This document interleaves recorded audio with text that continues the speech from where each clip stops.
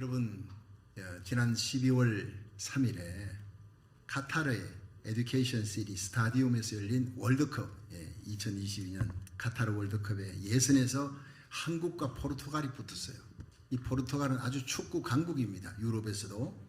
그런데 전후반 90분이 지나서 이제 후반 추가 시간에 27초 만에 손흥민 선수가 어시스트를 했는데 황희찬 선수가 받아서 절묘하게 역전골을 터뜨렸습니다.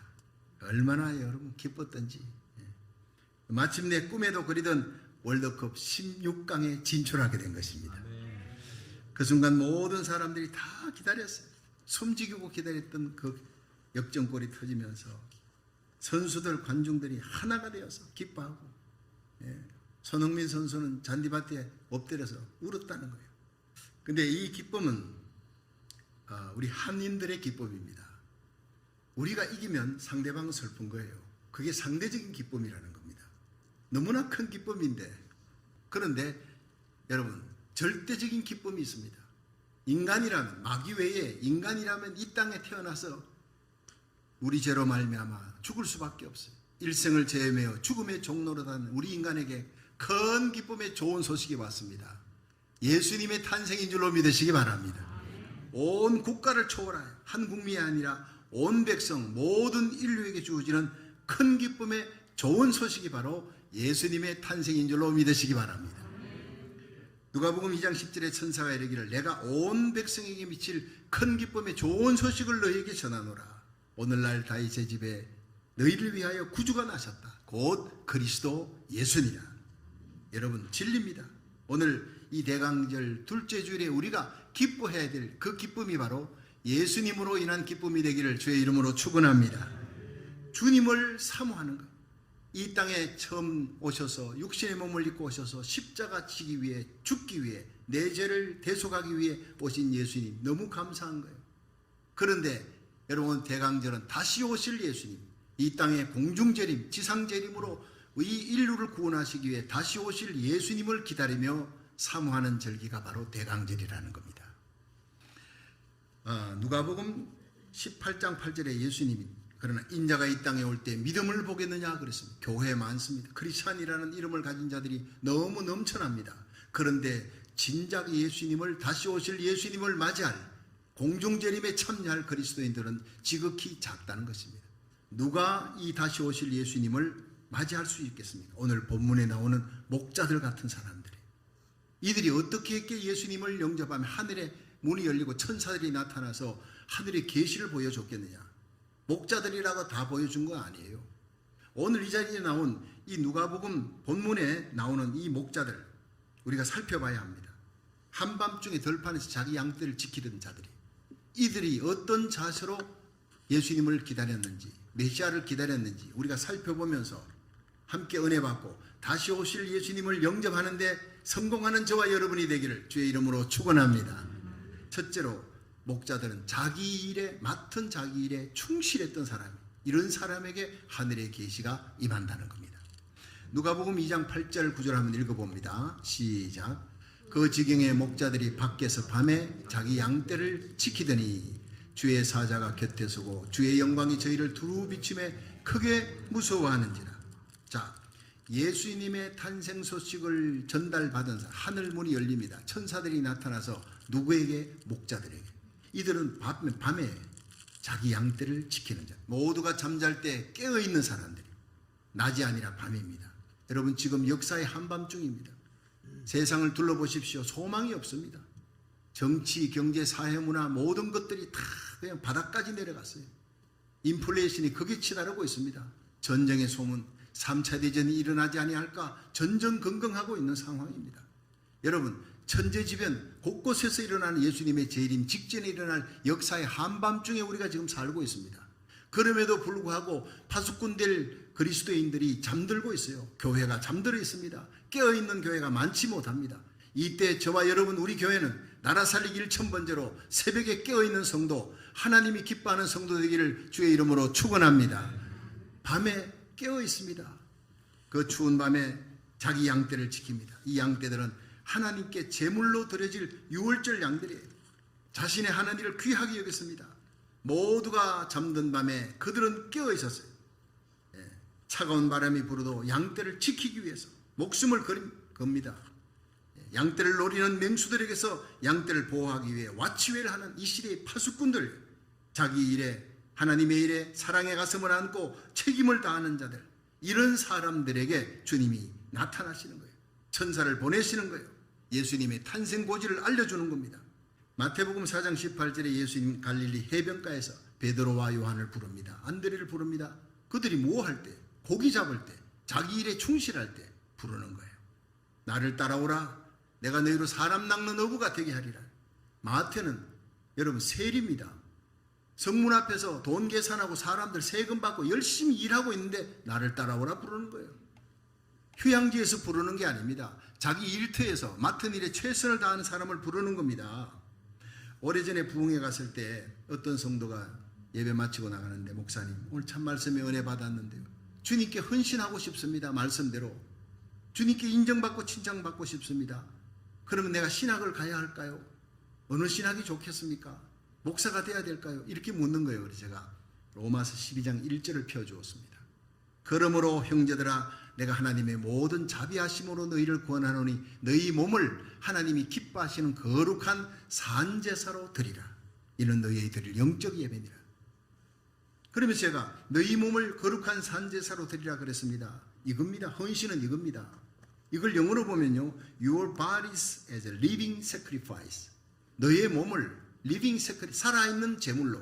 제물은 죽어야 되는데 살아있는 제물이라는 것은 내가 예수 그리스도 안에서 나는 죽고 나의 기쁨, 나의 뜻은 죽고 하나님의 뜻, 예수님의 기쁨, 예수님의 뜻이 살아 움직이는 삶이 바로 산제물이라는 겁니다. 믿으시길 바랍니다. 산제물로 너희 몸을 드려라. 네가 서 있는 그 자리, 그 포지션에서 아무리 작고 힘든 자리라도 그걸 하나님께 바치는 삶을 살아라. 주부는 주부로서 밥하는 자리, 부엌에서, 개수도 앞에서 열심히 최선을 다해서 살아가는 거예요. 기업인으로서, 학생은 학생으로, 군인은 군인으로, 그 신분, 그 직업, 그 자리에서 작은 그리스도인으로 살아라는 거예요. 이것이 제물로 바치는 나의 삶이라는 거예요. 갈라디아 2장 20절에 보면 내가 그리스도와 함께 십자가에 못 박혔나니 그런즉 이제는 내가 사는 것이 아니라 내 안에 그리스도께서 사신 것이라. 이제 내가 육체 가운데 사는 것은 나를 사랑하사 나를 위해 자기 몸을 버리신 하나님의 아들을 믿는 믿음 안에 사는 것이니라. 이것이 바로 작은 그리스도의 삶입니다. 헌신의 삶입니다. 산제사의 삶입니다. 그렇게 가르쳐 줬습니다. 정답입니다. 여러분, 오늘도 주님을 사랑하는 마음으로 주님의 몸된 교회, 하나님 나라 일에 작은 일이라도 십자가 사랑으로 감격으로 내게 맡겨진 자리에 책임을 다하는 와치회를 하고 파수꾼의 사명, 충성된 봉사자로 마리아가 옥합을 깨뜨리듯이 내 시간 물질 바쳐 시간을 바쳐 섬길 수 있기를 주의 이름으로 축원합니다. 그것이 헌신입니다. 그렇습니다. 여러분, 다시 오실 주님을 만날 수 있는 축복된 자, 밤에 밖에서 자기 양떼를 지키는 자들, 가슴에 뜨거운 사랑을 안고 약물이 사랑하는 사랑입니다. 주님의 몸된 교회, 핏값으로 주고 산 교회를 사랑하는 마음입니다. 내게 주신 작은 사명, 한 명 한 명 내 주위에 있는 사람 그 생명을 책임지고 주님께로 인도하려고 하는 정인의 삶입니다. 최선을 다해 책임감을 가지고 성실하게 살아가시기를 주의 이름으로 축원합니다. 주님의 일에 아무리 작은 것이라도 작은 것이 아닙니다. 주님의 일은 아무리 작아도 큰 것입니다. 최선을 다하여 충성함으로 우리 주님 앞에 인정받고 성령의 감동받아 다시 오실 주님 앞에 영광스럽게 설 수 있는 저와 여러분이 되시기를 주의 이름으로 축원합니다. 두 번째로, 이 목자들은 하늘을 바라보는 자. 이 땅에 소망이 없다. 오직 소망은 하늘에 있다. 하늘을 바라보는 자들이에요. 그들에게 하나님의 계시가 임했습니다. 누가복음 2장 9절을 한번 읽어봅니다. 시작.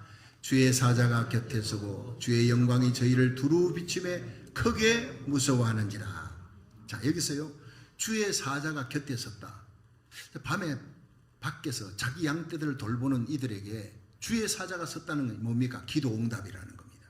성경에 보면요, 기도가 응답될 때 하나님이 천사를 보낸 경우가 많습니다. 사도행전 9장에 고넬료가 제9시 기도 시간에 갑자기 천사가 나타났어요. 두려워 떨었습니다. 그 영적인 존재가 나타나니까 두려워 말라. 천사가 얘기합니다. 너희의 기도와 구제가 하나님 앞에 상달하여 기억한 바 되어서 내가 하나님께로부터 부름을 받고 왔느니라. 여러분, 고넬료의 기도가 상달되고 사랑의 행인 구제가 상달되니까 하나님이 천사를 보내서요, 온 가족이 가족적으로 베드로를 초청해서 성령 충만 받는 역사가 일어난 것입니다. 기도 응답 받을 때 여러분의 가정에도 이런 일이 일어나기를 주의 이름으로 축원합니다. 주님이 천사를 보냅니다. 기도 응답입니다. 우리나라 살리기 1000번째 기도하면 그 기도가 차는 날 하나님이 천사를 보내줄 줄 믿으시기 바랍니다. 축복의 큰 응답의 역사가 일어날 것입니다. 사도행전 12장 5절에 베드로는 옥에 갇혔고 교회는 그를 위해 간절히 하나님께 빌더라. 하나님께서 그 기도가 차니까 천사를 보내어 감옥에 있는 베드로를 탈출시키는 역사가 일어나는 거예요. 그렇습니다. 하나님은 하늘을 바라보며 간절히 기도하는 자들에게, 성도들에게 천사를 보내어 하늘의 메시지를 주시고 기도 응답하시고 살 길 열어주시는 줄로 믿으시기 바랍니다. 죽을 병도 고쳐주고 죽을 문제도 살아나도록 길 열어주시는 하나님이에요. 목자들이 비록 한적한 들판에서 밤새워 양떼를 지키면서도 헤롯의 학정 로마의 압제에서 민족을 구원할 메시아를 기다림, 하나님이여 언제 구약에 예언된 메시아를 보내줄 것입니까? 그들은 하늘을 바라보며 밤새워 기도하면서 양떼를 지켰던 사람들이에요. 기도하는 자들이. 마태복음 2장에 나오는 동방의 박사들, 이 바사의 이란인, 지금은 이란인데 바사의 점성가들이라고 역사학자들은 얘기합니다. 밤하늘을 바라보고 있었어요. 밤하늘을 바라보다 갑자기 이상한 별이 나타났습니다. 바로 이스라엘의 예언서에 기록된 메시아가 나타났다, 유대 땅에 나타났다는 것을 직감하고 그들은 거기서 4개월이나, 무려 4개월이나 걸려서 베들레헴을 찾아온 거예요. 예언서에 기록된 메시아 탄생이라는 걸 믿고 찾아온 겁니다. 그 먼 길을. 전설에 의하면 그들은 예수님께 경배하고 나중에 도마에게 세례를 받았고 그들의 뼈는 콜로진이라고 하는 대성당에 지금도 묻혀 있다고 합니다. 이 동방 박사들은 왕의 별을 보고 왕궁에 있을 것이다 갔는데 왕이 깜짝 놀라, 유대의 이 헤롯 왕이 깜짝 놀란 거야. 나 왜 왕이 누가 있느냐, 누가 태어났단 말이냐. 옆에 서기관에게 물으니까 서기관들이 거기는요 베들레헴 에브라다야, 너는 작은 고을이라도 작지 않다. 네게서 한 다스리는 자, 이스라엘 다스리는 목자가 나올, 메시아가 나올 것이다. 미가서 5장 2절입니다. 그들이 그렇게 얘기해놓고 그들은 갔습니까? 서기관들은 가지 않았습니다. 성경은 그렇게 잘 아는데 하늘에 계시가 없는 거예요. 여러분, 성경 공부 많이 한다고 예수님 맞이하는 거 아닙니다. 성경을 볼 수 있는 눈이 열리고 지혜의 눈이 열리도록 성령의 감동으로 봐야 될 줄로 믿으시기 바랍니다. 성령의 역사가 일어나야 되는 거예요. 기도할 때 성령의 역사 없는 기도 소용없습니다. 성경 공부에도 성령의 역사 없는 거 아무 소용없습니다. 당시에 바리새인, 사두개인, 율법학자들, 랍비들, 성경 박사들입니다. 그러나 예수님이 어디에 나타날 것인지 알았지만 가지 않았습니다. 경배하지 않은 거예요. 아는 것과 경배하는 것은 전혀 다른 겁니다. 동방의 박사들이 와서 알았습니다. 깨닫고 갑니다. 예수님께 경배합니다. 그런데 한순간 헤롯궁으로 잘못 들어가서 별이 사라져 버렸어요. 다시 나왔습니다. 베들레헴을 찾아라 가려는데 베들레헴이 어디 있는지 모르는데 하늘에 별이 다시 나타난 거예요. 그래서 마태복음 2장 10절에 저희가 별을 보고 가장 크게 기뻐하더라. 여러분, 이 시대에 가장 곤혹스러운 일은 별이 보이지 않는 겁니다. 여러분, 우리가 하나님의 말씀을 통해 주의 종이 외칠 때 다시 오실 예수 그리스도, 재림하실 예수 그리스도, 그 별을 바라볼 수 있기를 주의 이름으로 축원합니다. 광명한 새벽별을 보는 겁니다. 그 별을 따라, 인도함을 따라 어린 양 예수 어디까지 가든지 따라가는 저와 여러분이 되기를 주의 이름으로 축원합니다. 그 앞에 가서 눈물로 경배하는 겁니다. 황금 같은 믿음을 준비하고 요한 같은 사랑의 기도 준비하고 몰약 같은 하늘의 소망 준비해서 예수님 맞이하시기를 주의 이름으로 축원합니다. 많은 사람들이 헛된 세상 별을 쫓아 헤롯 궁정 같은 데를 갑니다. 어떤 정치인, 어떤 힘 있는 사람, 어떤 돈이 있는 사람, 그 줄을 대야 살 것인가, 그렇게 잘못 가는 겁니다. 정치계의 별, 명예의 별, 종교계의 별이 되려고 줄타기 합니다. 그러나 거기에는 희망이 없습니다. 실망하고 돌았습니다.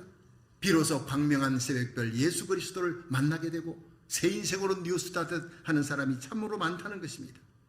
오래전에 대구에 김성화라는 학생이 있었는데 경북대학을 졸업해서 교사를 하다가 무슨 생각이었는지 절에 들어가서 머리 빡빡 깎고 선임이 됐습니다. 그런데 이분이 절에 들어가서 이제 불교계에서 활동하다 보니까 불교계 안에 비리가 그렇게 많다, 참 썩어 빠졌구나 이 생각하면서 그래도 자기가 어릴 때부터 불교 믿었는데 떠날 수는 없고 이 불교를 쇄신해야 되겠다, 정화시켜야 되겠다고 그 많은 재산을 다 털어서 불교 대학을 세우려고, 그래서 후진을 양성시키고 바른 스님들을 키워야 되겠다 이래가지고 불교 대학을 세우려고 했는데 그냥 사기꾼을 만나서 돈 다 날려버리고 감옥에 들어갔어요. 감옥에 들어가서 신세 한탄하다가 그냥 그 안에서 스님이니까 불교 서적을 읽어야 되겠다고 불교 서적을 무지하게 읽어 내려갑니다. 그래서 어느 날 교도관에게 불교 서적을 좀 갖다 달라 했는데 한참 후에 교도관이 성경책을 하나 들고 온 거예요. 이거 보고 너무나 기분이 나빴어요. 내가 스님인데 성경책을 읽으라니 이게 웬 말입니까? 했더니 교도관이 얘기합니다. 죄송합니다 스님, 뭐 불교 서적이요 다 떨어졌어요. 그래서 성경책이라도 심심하니까 스님 한번 읽어보세요. 그래가지고 그걸 받아들고 이 성화 스님이 속은 상했지만 크리스찬들이 왜 이 성경책에 심취하는지 그 이유를 자기는 모르겠다. 한번 읽어나 보자. 그래서 성경책을 읽어 내려갔습니다. 놀라운 것은요, 성경책 누가복음 7장을 읽어 내려갈 때 예수님이 나인성을 지나가는데 12제자와 함께 지나가는데 큰 통곡 소리가 들려요. 상녀가 지나가는데 한 과부가 우는데 그 눈물을 멈출 수가 없는 거예요. 독자 아들이 죽었습니다. 살 소망이 끊어진 이 여인이 송장이 걸어가듯이 터득터득 상녀 뒤를 따라가며 슬피슬피 우는데 그 울음을 멈출 수 있는 위로해 줄 자가 없더라요. 예수님이 가까이 다가가셨어요. Don't cry, 울지 말라. 여러분, 얼마나 귀한 말씀입니까? 이 세상에 많은 눈물이지만 그 눈물을 멈출 수 있는 분, Don't cry, 울지 말라 할 수 있는 분 예수님밖에 없는 줄로 믿으시기 바랍니다. 그런데 예수님이 그 관을 멈추게 하고 손을 댔습니다. 관 뚜껑을 열고 청년아 일어나라. 내가 네게 말하노니 일어나라. 청년이 벌떡 일어났어요. 할렐루야. 그 어머니에게 돌려줬습니다. 많은 사람들이 선자가 우리 가운데 났다고 하나님께 영광 돌리는 그 장면을 읽으면서 아니 예수가 죽은 자도 살렸단 말인가? 읽어보니 야이로의 죽은 딸도 살렸어요. 여러분, 그 나인성 과부의 아들만 살린 것이 아니라 계속 죽은 자를 살리는 장면들이 나타나면서 나사로가 죽었는데 나흘이 되었지만 살려주셨습니다. 이 사건을 읽어가면서 큰 감동을 받습니다. 왜냐하면 불교계에도 이런 비슷한 이야기가 있거든요.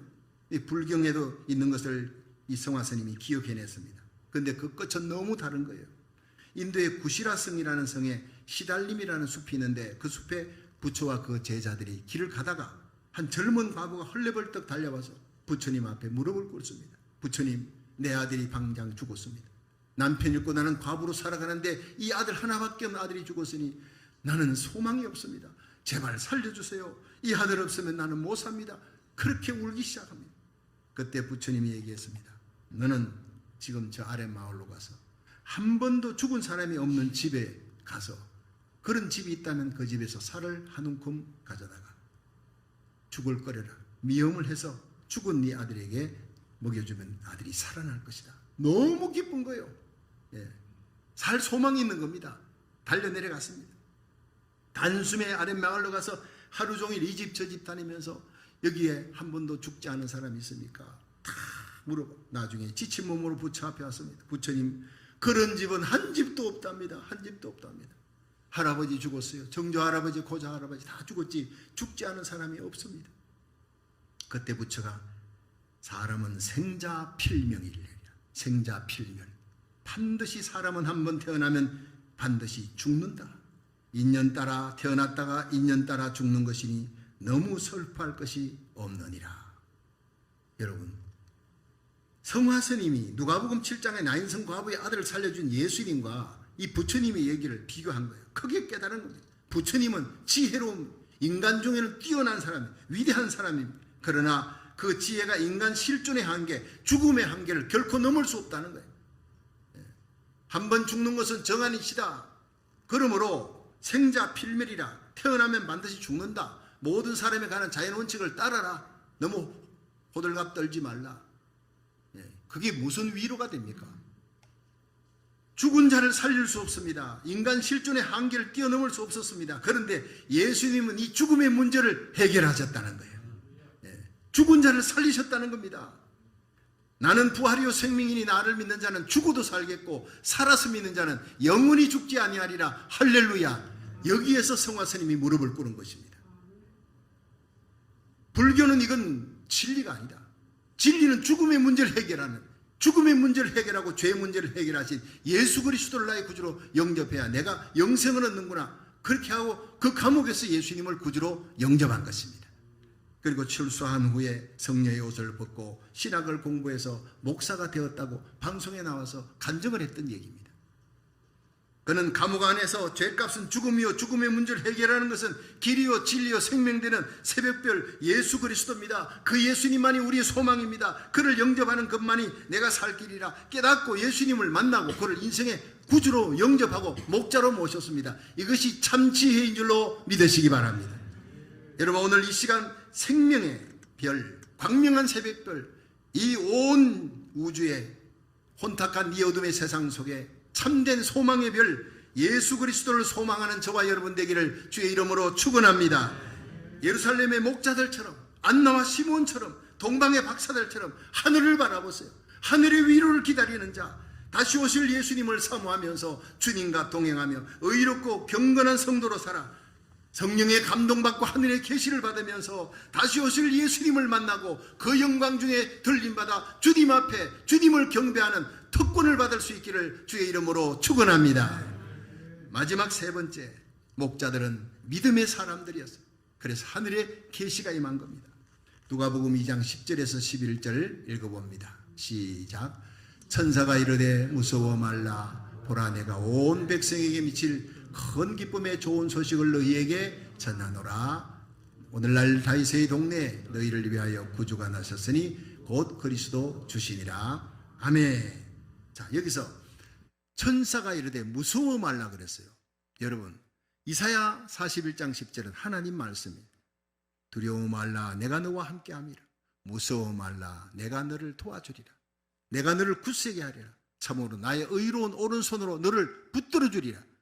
무서움이 많고 두려움이 많아. 날마다 염려, 근심, 걱정이 쓰나미처럼 밀려오는 우리들에게 무서워 말라, 두려워 말라, 염려하지 말라, 걱정하지 말라 하실 수 있는 분은 예수님밖에 없는 줄로 믿으시기 바랍니다.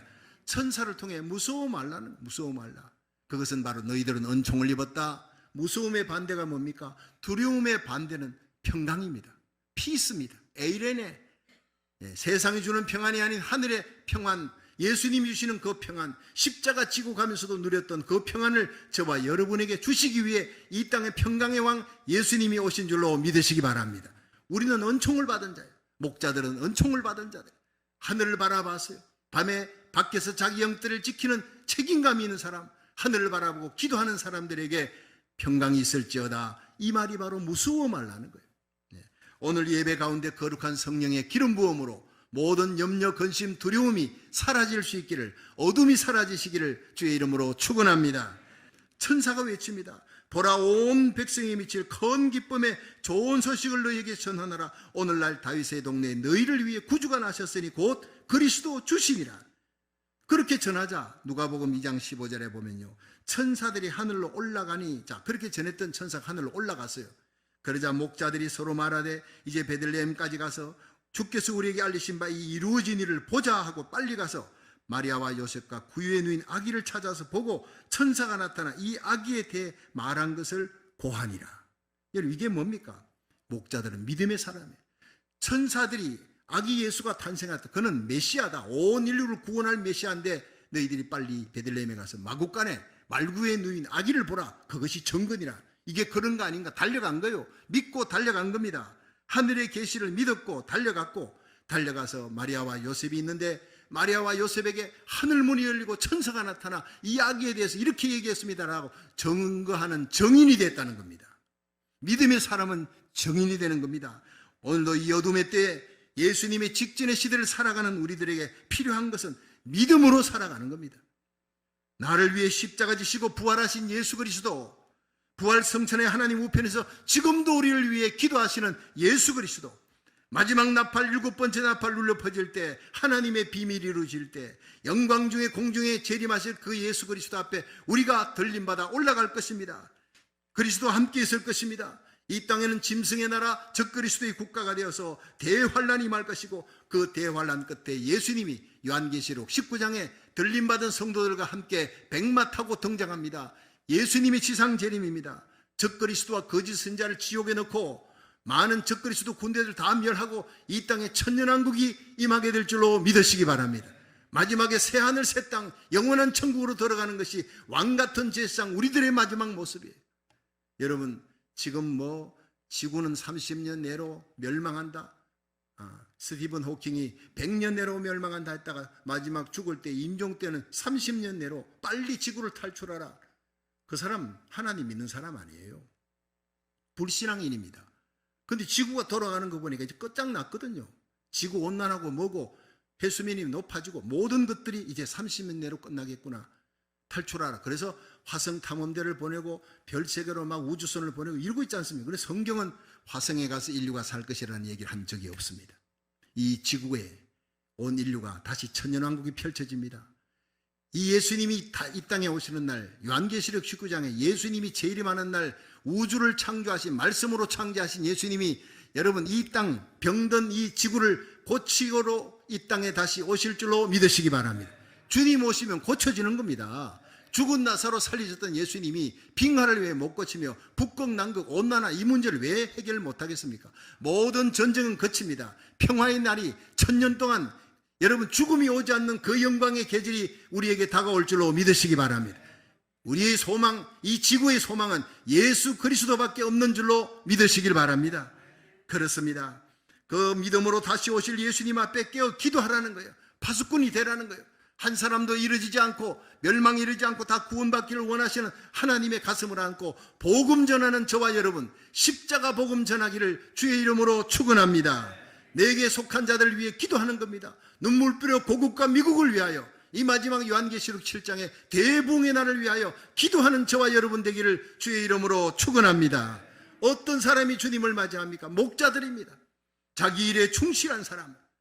목자들은 하늘에 하나님을 바라보고 메시아가 올 것을 바라보고 하늘의 위로를 바라보는 자들, 하늘의 소망을 둔 자들, 목자들은 믿음의 사람들, 이런 사람들에게 하늘의 계시와 성령의 감동이 임하였고 다시 오실 그 예수 그리스도를 이렇게 맞이하라는 롤 모델이 된 겁니다. 그들이 첫 번 크리스마스에 예수님을 영접했던 저와 여러분이 목자같이 이 마지막 때에 깨어 기도하며 성령의 감동을 받아 다시 오실 예수님을 영광 가운데 맞이할 수 있기를 주의 이름으로 축원합니다.